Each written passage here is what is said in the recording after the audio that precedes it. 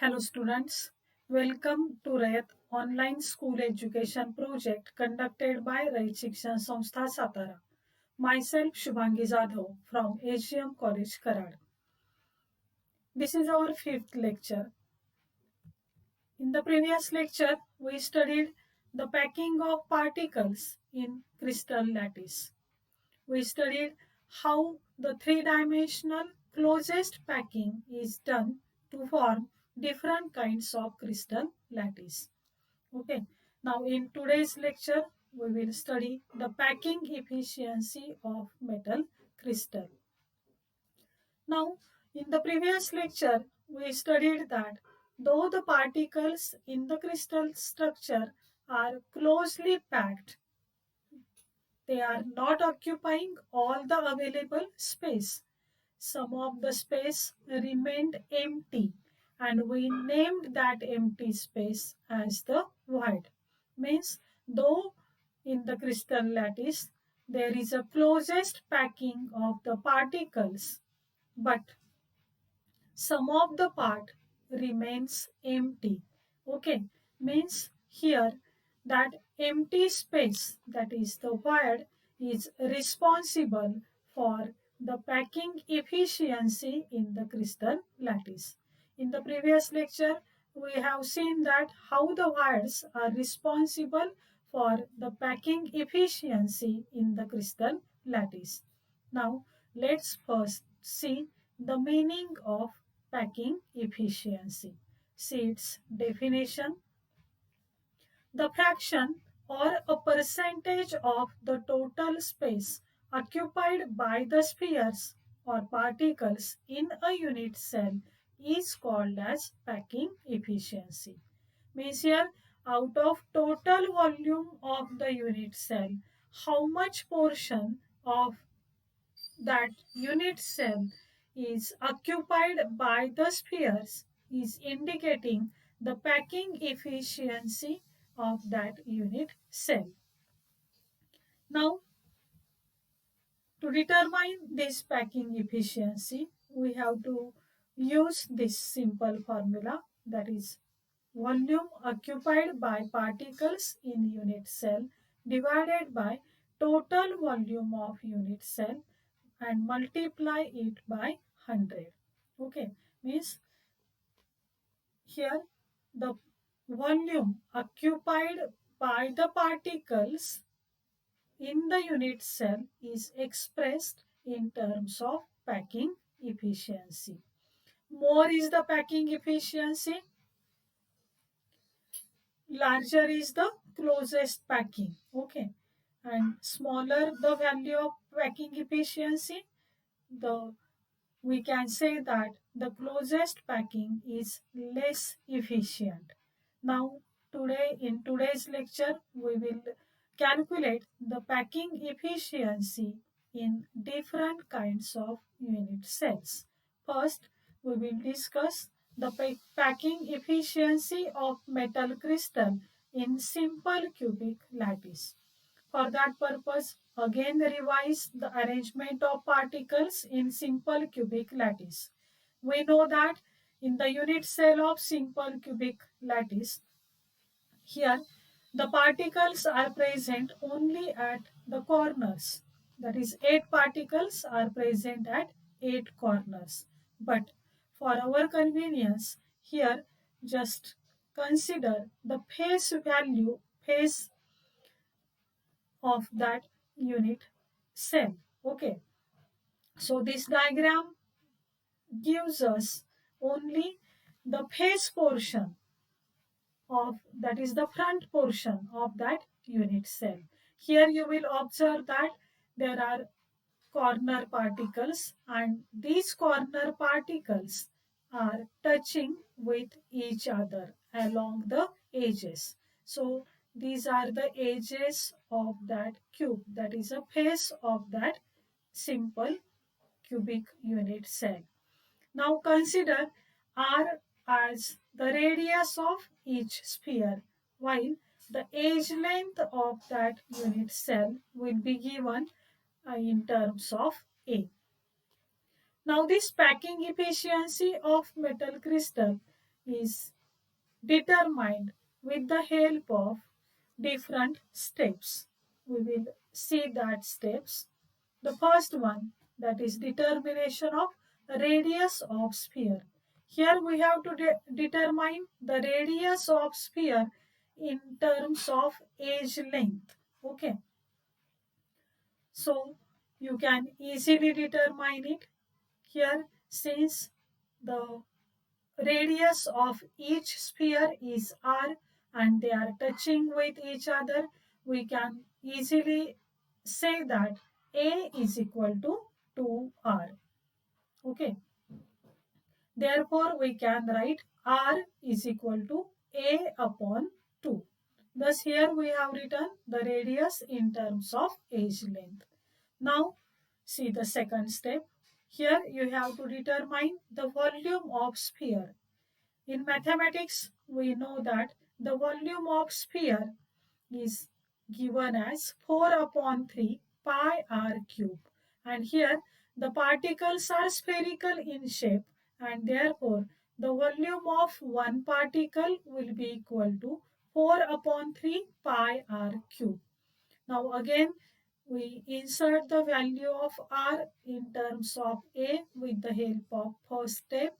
So we are getting 4 upon 3 pi into A upon 2 A cube. Now simplify this equation. You will get 4 upon 3 pi A cube into divided by 8. Again after simplification you will find the answer as pi into A cube upon 6. So this value gives us the volume of one particle. Now let's see the third step. In the third step, we have to determine the total volume occupied by the particles.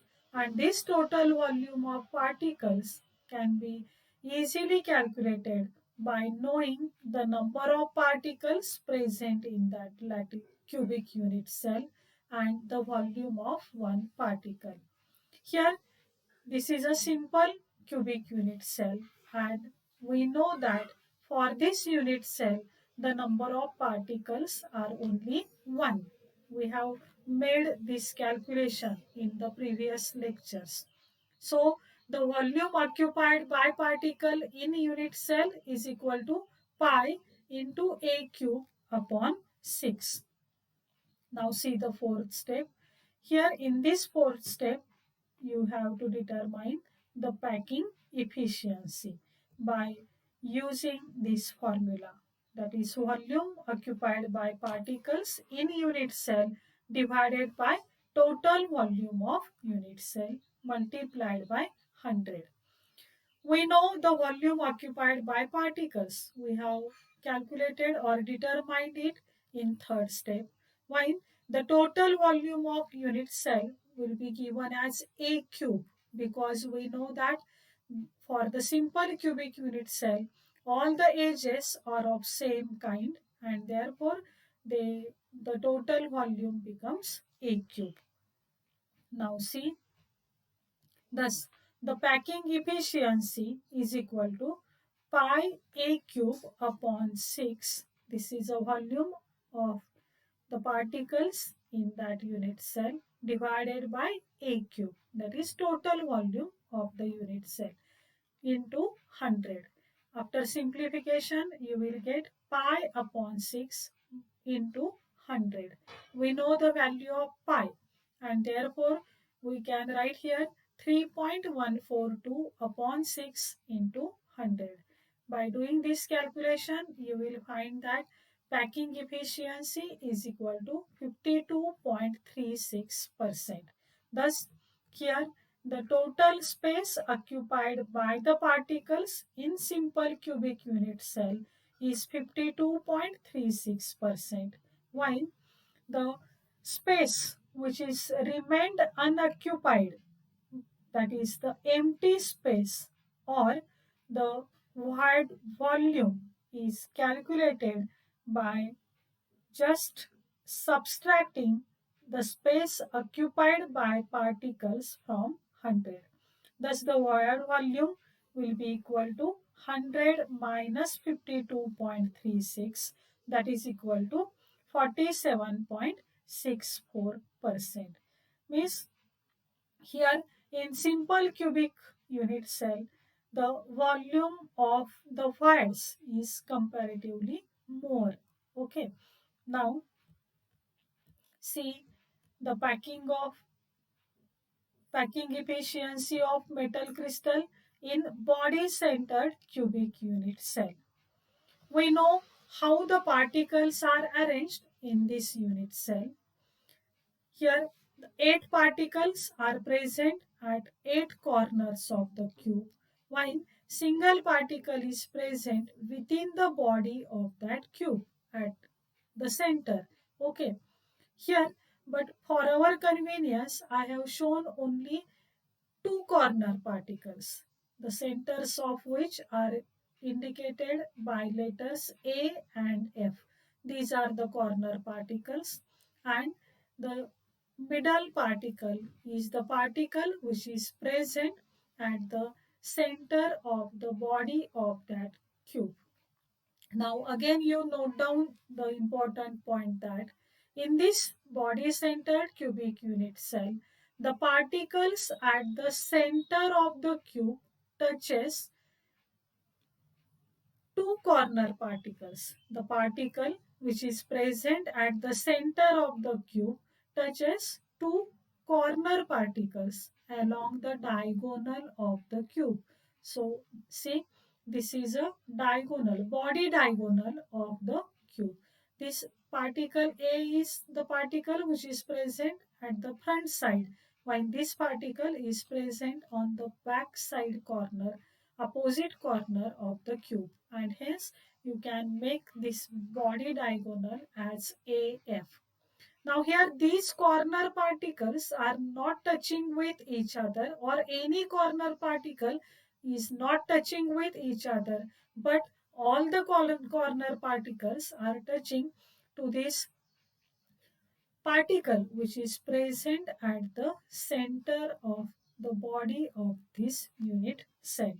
So you note down this point, and we know that the number of atoms per unit cell in this is 2, and it is determined by knowing the number of particles at the corners plus the number of particles at the center of that cube. Now we will calculate the packing efficiency in a stepwise manner.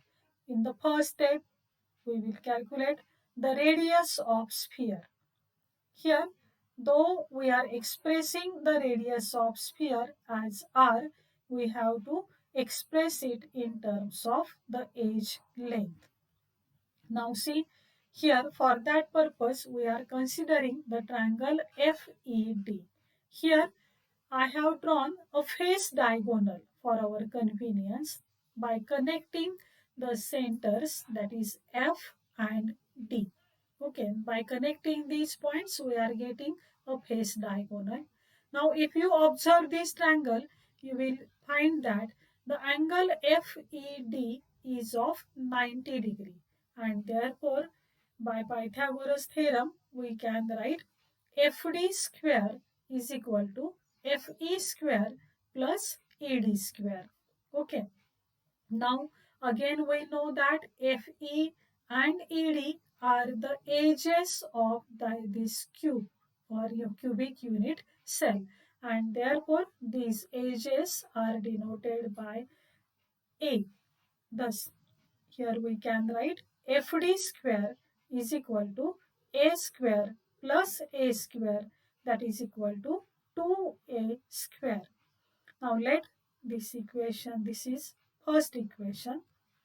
Now see again the another triangle, that is triangle AFD. Now in this triangle here angle ADF is of 90 degree, and therefore again by Pythagoras theorem we can write AF square is equal to AD square plus FD square. We know again AD is the edge length, okay, and therefore it is A, and hence AD square is equal to A square. And we determined FD, right, FD square, and in equation 1, and its value is 2A square, okay. Thus AF square is equal to 3A square. Thus, by making the square root on both sides of this equation, we are getting AF is equal to root 3 up into A.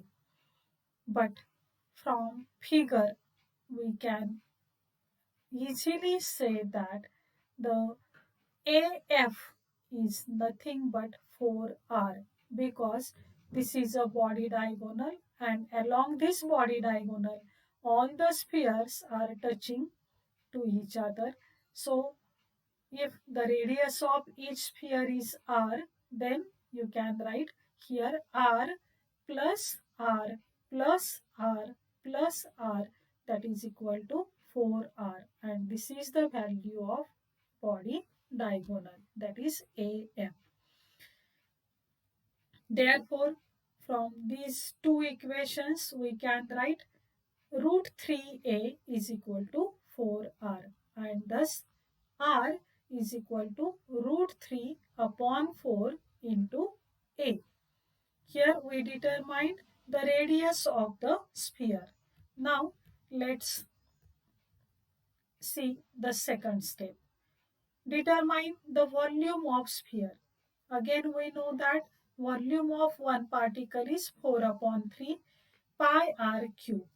So from equation 3, we can insert the value of r in this equation, so that we get 4 upon 3 pi into root 3 upon 4 a cube.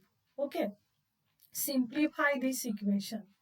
Here you will obtain 4 upon 3 pi into root 3 cube divided by 64. The cube of 4 is 64. Multiply it by a cube. Again, after simplification, you will get here 4 upon 3 pi into 3 root 3.